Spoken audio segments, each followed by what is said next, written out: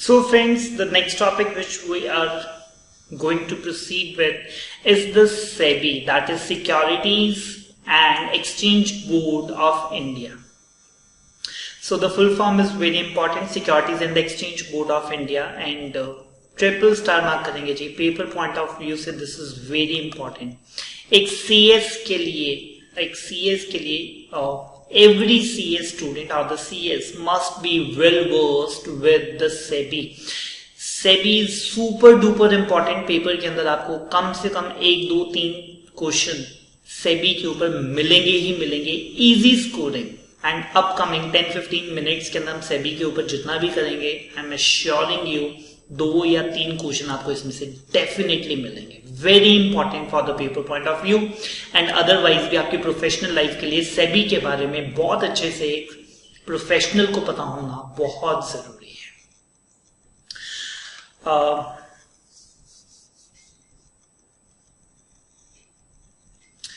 अगर मैं आपको सम अप करूं तो SEBI is a body which we created.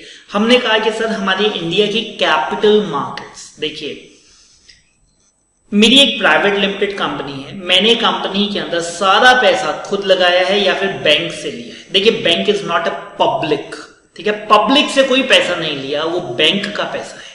कल अगर नीरव मोदी ने पीएनबी के अंदर फ्रॉड कर दिया, क्या पब्लिक का पैसा मर गया? जी नहीं, वो बैंक की ऑब्लिगेशन है.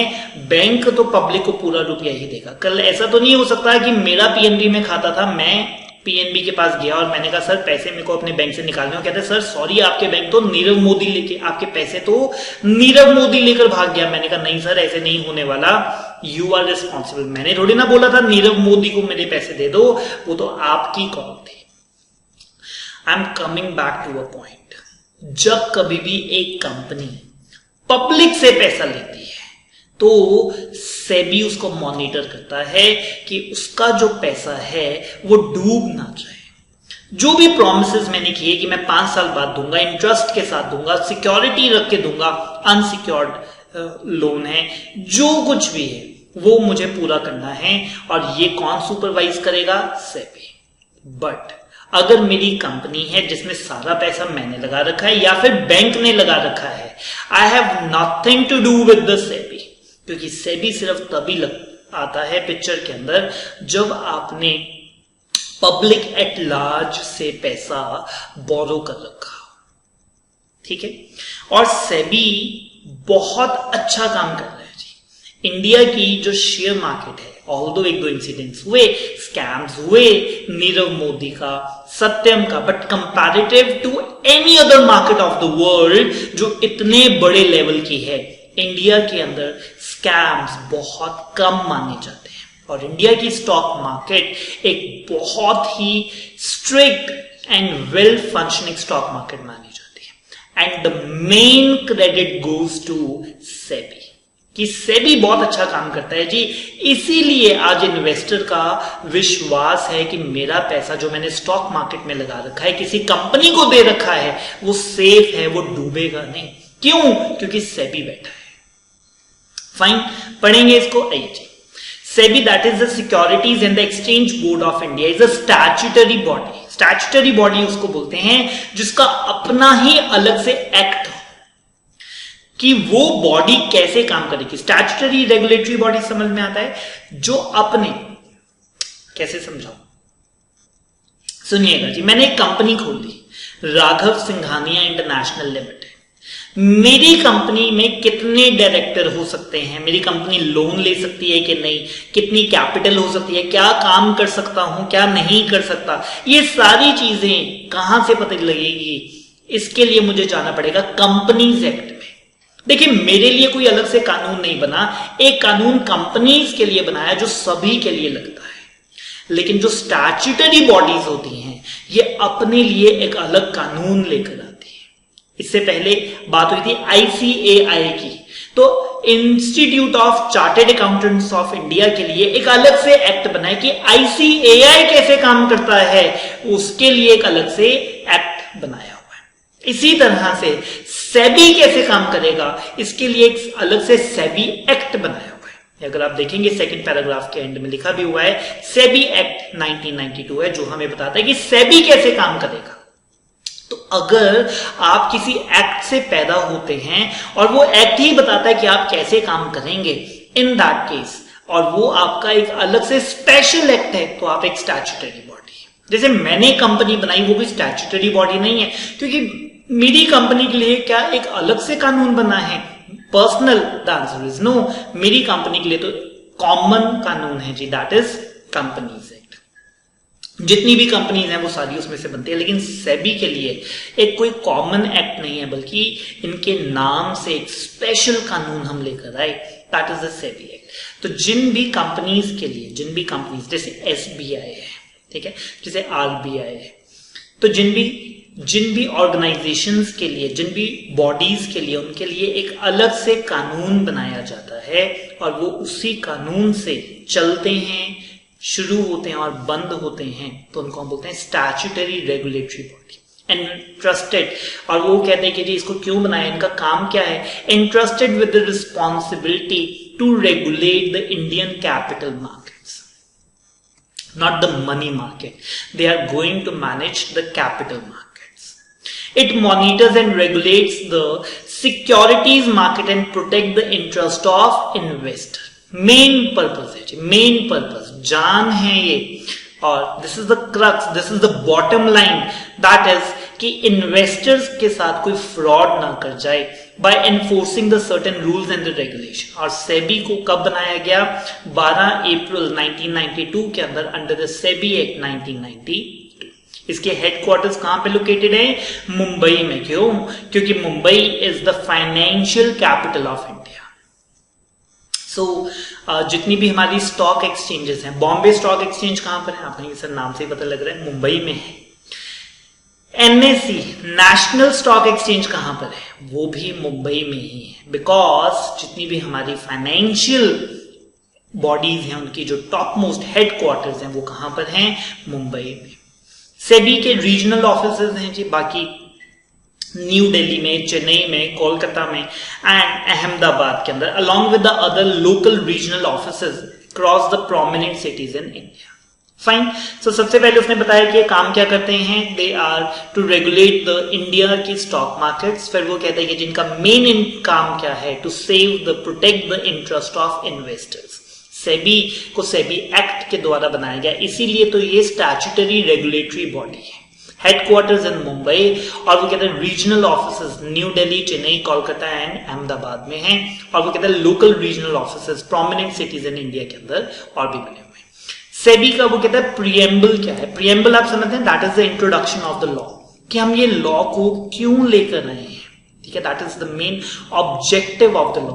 प्रियम्बल सॉर्ट ऑफ एक इंट्रोडक्शन होती है और उसमें ये बताया जाता है कि इस एक्ट को, इस लॉ को बनाने की जरूरत ही क्या थी। So it is basically the crux and very important, the preamble of any law. तो वो कहता है कि सेबी के अंदर, सेबी एक्ट जो है उसका प्रियम्बल पढ़ते हैं, इससे हमें पता लगेगा कि सेबी को क्या क्या काम सौंपे गए हैं।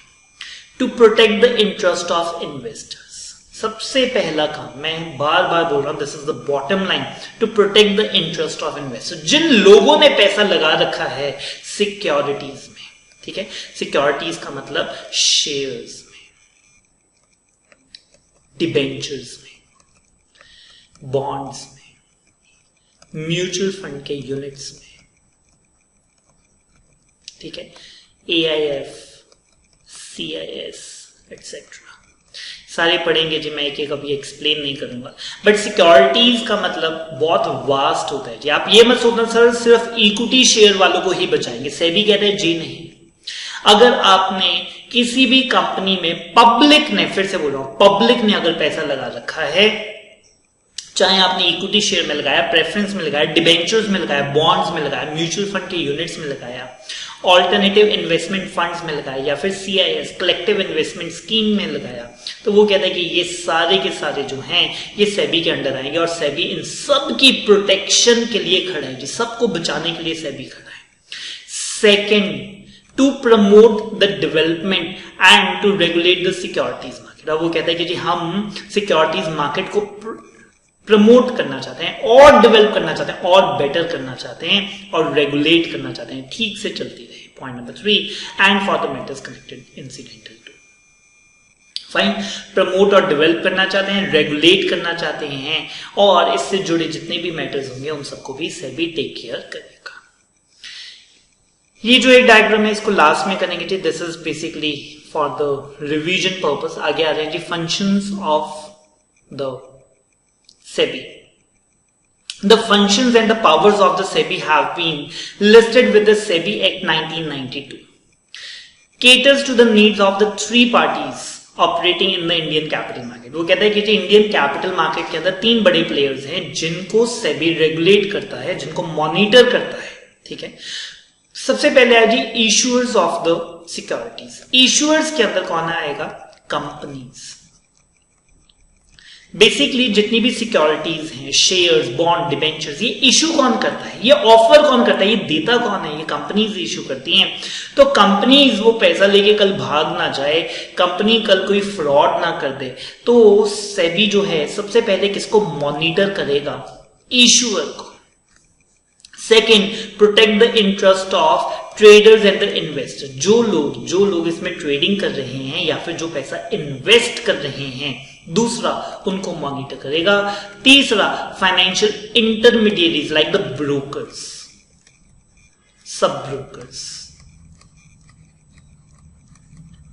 ठीक, जो इंटरमीडिएट है, देखिए मैं किसी कंपनी का शेयर लेने चाहता हूं, मैं डायरेक्ट नहीं ले पा रहा तो मैं ब्रोकर के पास जाता हूं, ब्रोकर अपने किसी और क्लाइंट से मुझे दिलवा देता है, बीच में अपनी कमीशन ले लेता है।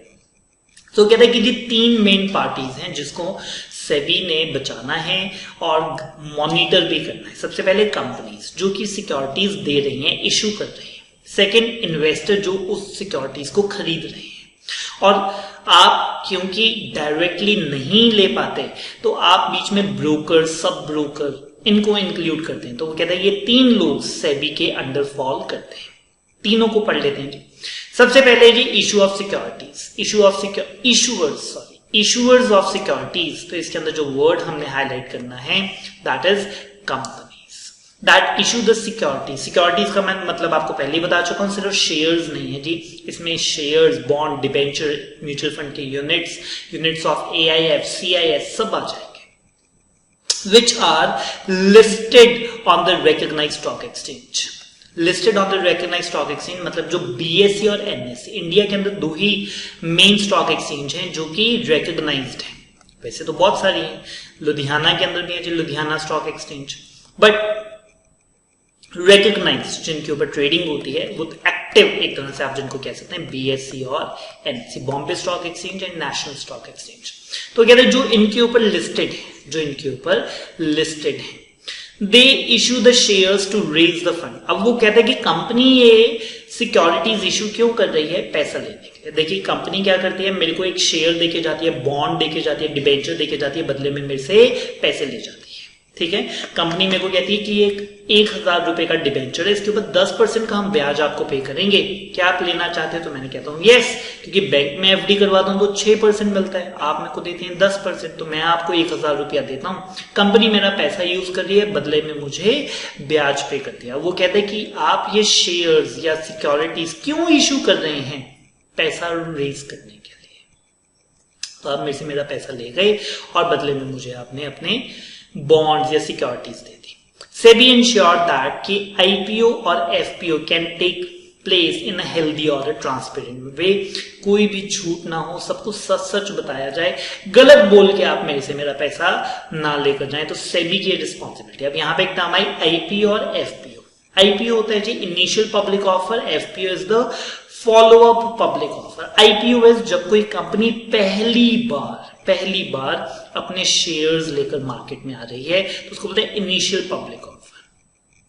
लेकिन कंपनी कहती है कि जी हमें और रुपयों की जरूरत है, हम पहले भी आपसे पैसे ले चुके हैं, अब कंपनी और शेयर लेकर आ रही है, तो उसको बोलते हैं FPO, that is follow up public offer. जैसे कि रिलायंस जो है वो 1990 में पहली बार अपना शेयर लेकर आए। जब पहली बार अपना शेयर लेकर आए, लेट से उन्होंने 200 करोड़ शेयर मार्केट में दिए और वो 200 करोड़ शेयर्स लोगों ने खरीदे, तो उसको तो क्या बोला? IPO। अब रिलायंस को और रुपयों की जरूरत थी जियो के लिए या किसी भी और काम के लिए, तो वो कहते हैं कि अब हम 100 करोड़ शेयर और देना चाहते हैं, और पैसा हम मार्केट से लेना चाहते हैं। तो इसको हम बोलते हैं FPO, that is follow public offer, जिसके अंदर वो second time, third time, fifth time market में दोबारा से अपने शेयर लेकर एंटर कर रहे हैं। तो जब कोई भी सिक्योरिटी लेकर मार्केट में बेचने आ रहे हैं तो सेबी का ये काम है कि वो इंश्योर करे कि हम झूठ तो नहीं बोल रहे, सब कुछ सच बोल रहे हैं ना, झूठ बोल के कोई किसी के पैसे ना ले जाए।